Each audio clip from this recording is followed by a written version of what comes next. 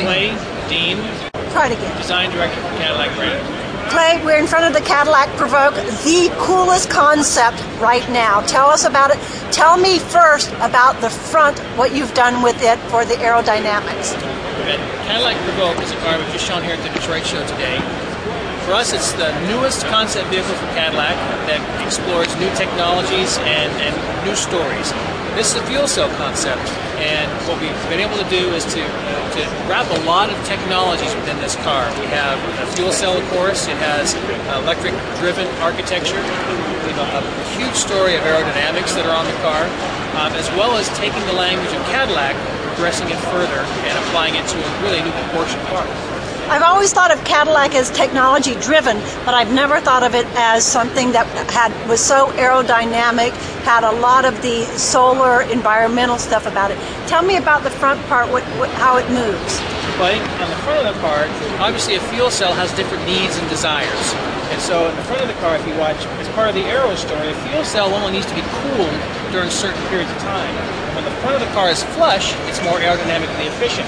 When it needs to function, the grill is open, it allows the proper amount of flow to get through, and then they close back up when the fuel cell is cool.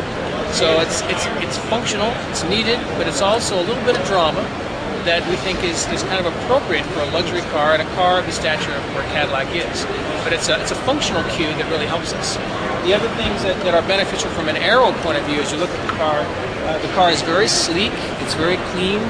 Our side view mirrors on the doors are smaller size to be more integrated. They stand off the side of the car a little bit to allow airflow to go through. Our door handles, when the doors are shut, are flush to the body side of the vehicle. When you push them, they push out, and there's a touch opening. So they're not really cold when you in the snow. Oh, they wouldn't be cold. They wouldn't be dirty. So they'd be flush inside the car. So mud and snow and salt would be off the car. Now, what's this rooftop?